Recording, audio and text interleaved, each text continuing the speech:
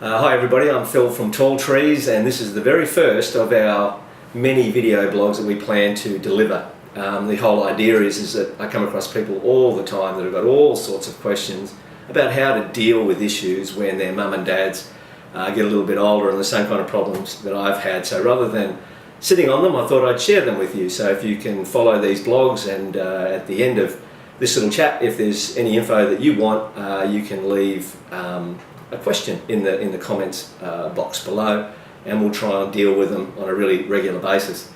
The first point that's come up, probably the most regular one, is people saying to me, Phil, look, how do we deal with it when mum and dad just won't move? They're stubborn. They don't want to know about it. We as the kids know what's going on. Mum and dad refuse to see it.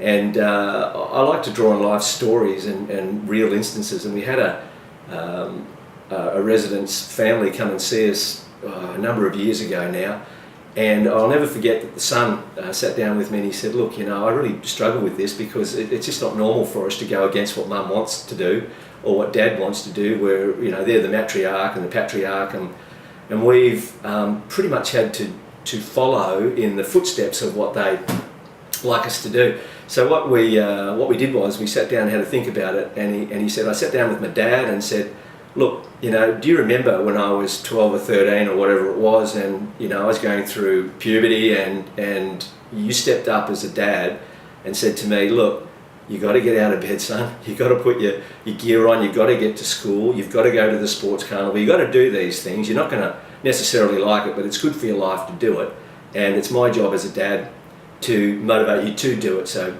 get out of bed and get on with it. And Dad, you remember you made me do that a number of times, and you said you would thank me for that later. And he said, what I realised from that was I needed to step up to the plate now, like my dad did, and say, listen, Dad, remember that time that you told me to get out of bed and do these things, go to the sports carnival and all of those things, and you said I'd thank you for it later. Well, I did, and it's really made me the man I am now.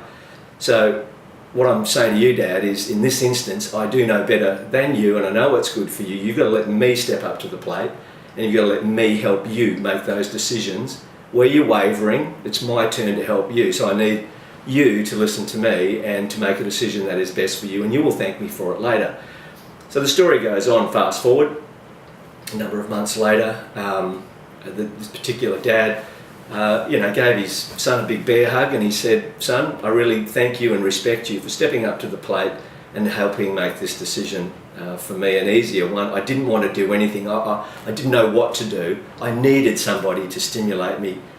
I've raised a good man as a son. You've done the right thing by me, and I could not be happier. So, you know, I guess the message I'm trying to say out there is sometimes as the kids, we've got to take the step forward and go, look, you know, it's our turn to step up. And sometimes we need to be firm with our parents, never disrespectful, but we need to help them.